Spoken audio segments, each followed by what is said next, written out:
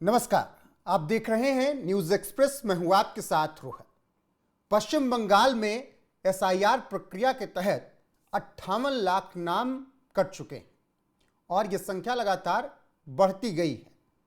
लेकिन अब 1,36,00,000 वोटरों पर और शिकंजा कसने जा रहा है और इन 1,36,00,000 वोटरों को बंगाल बुलाया जाएगा, जांच की जाएगी, जिसके बाद कहा जा रहा है कि जो अभी 58 लाख से ज़्यादा नाम कटे हैं वो 1 करोड़ तक भी पहुंच सकते हैं या 80-90 लाख तो वो संख्या हो ही सकती है, जिसकी वजह से ममता बनर्जी की परेशानियां बढ़ सकती हैं।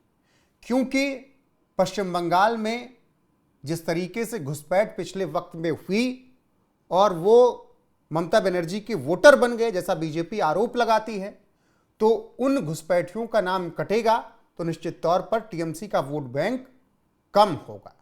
और यही वजह है कि लगातार ममता बनर्जी एसआईआर प्रक्रिया का विरोध कर रही थी। तमाम जगह बवाल की भी खबरें आई, लेकिन अब चुनाव आयोग ने यह साफ कह दिया है कि प्रक्रिया पूरी हुई है।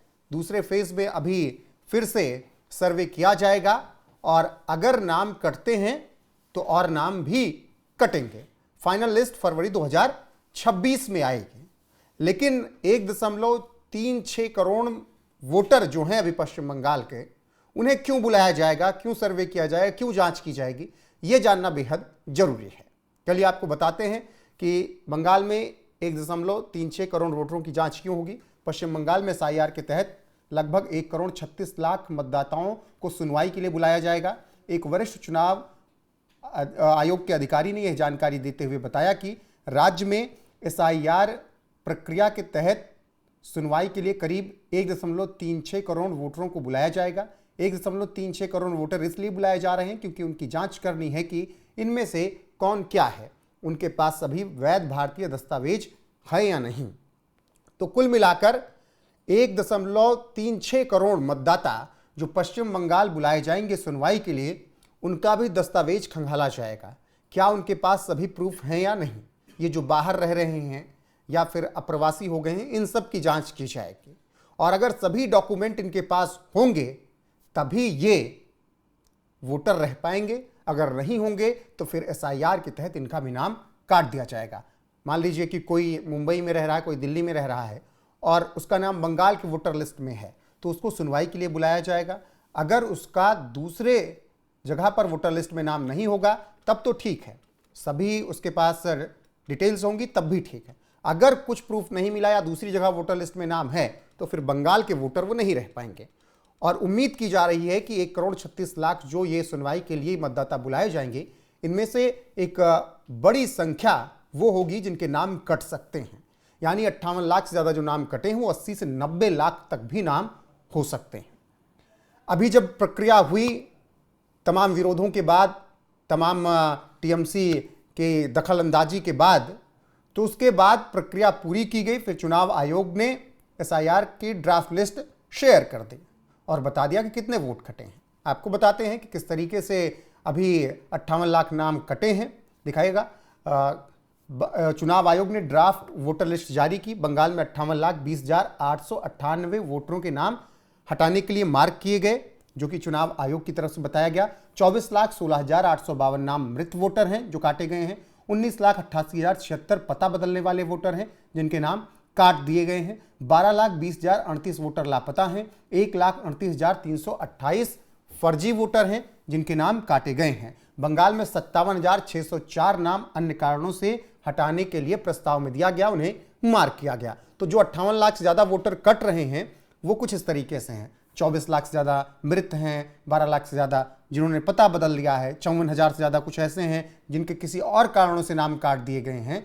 तो कुल मिलाकर अभी जो ड्राफ्ट लिस्ट शेयर की गई है उसके तहत ये 58 लाख से ज़्यादा नाम कटे हैं। लेकिन अब ये जानना जरूरी है कि कहाँ कितने नाम कटे हैं, ये भी जानना बेहद जरूरी है। चलिए अब ये भी आपको बता देते हैं। 294 विधानसभा पश्चिम बंगाल में है। सबसे ज़्यादा नाम कोलकाता के चौरंगी और कोलकाता पोर्ट क्षेत्रों में कटे हैं। यहाँ पर अच्छे खासे नाम काटे गए हैं। चौरंगी विधानसभा क्षेत्र में 74,553 नाम हटाए गए, जो कि किन्हीं कारणों से गलत पाए गए या फर्जी थे।